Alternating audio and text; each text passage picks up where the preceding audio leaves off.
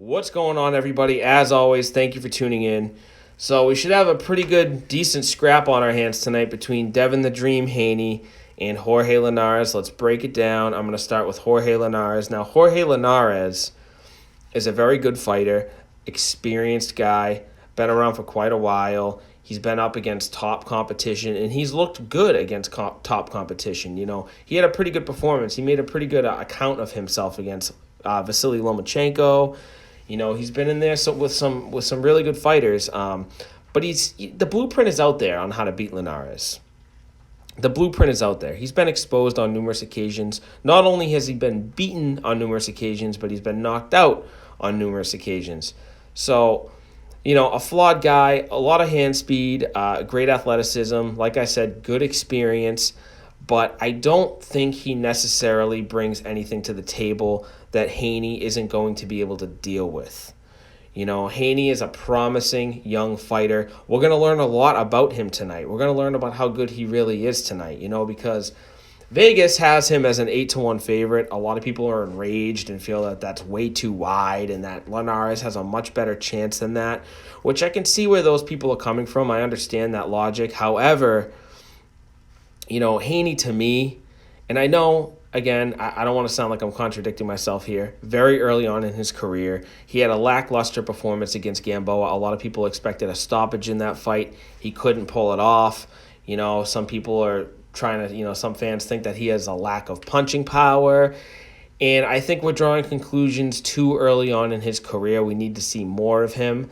But seeing him against a guy like Linares, it's going to bring new shades out in him. You know, we're going to see more of his arsenal. We're going to see that much more of what he can do against a guy like Linares, who is an excellent combination puncher. You know, we're going to see how Devin Haney reacts to that kind of fighter for the first time. So it is going to be interesting. I just personally believe that, you know, Devin Haney is just too much of a sharpshooter. He's just about as, at least with hit one punch, with one shot, he's just as fast as Linares. Not necessarily with combinations, but with one punch, you know, Haney can keep pace with Linares' speed.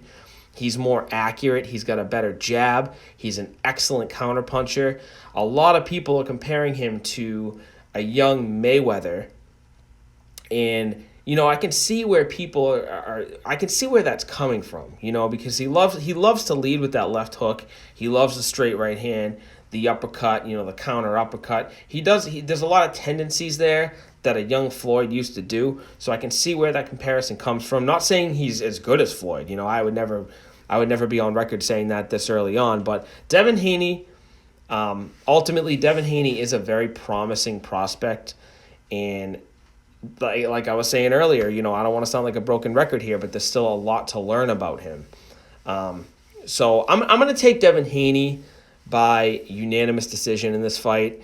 If it's a knockout, I'm not going to be surprised. You know, we've seen Linares knocked out against guys who I don't consider to be as good as Devin Haney. You know, Pablo Cano was an example. I believe he stopped Linares in, what was it, 2018?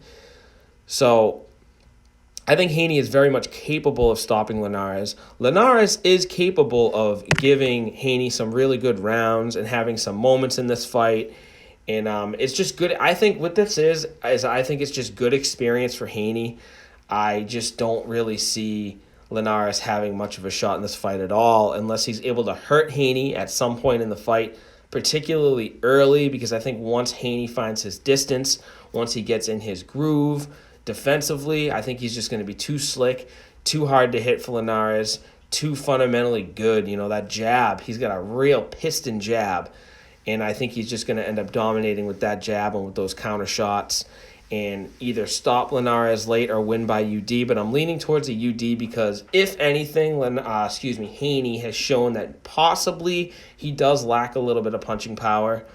But so I'm gonna give Linares the benefit of the doubt, and I'm going to say that he's going to survive 12 in this matchup, but it's going to be a pretty wide UD. I think Haney's probably almost going to shut him out, with Linares having a few moments here and there with his combination punching. But that's my prediction for this one, guys. Let me know what you think. Please subscribe to the channel if you enjoy this content. Like the video. It really helps me out. And until the next one.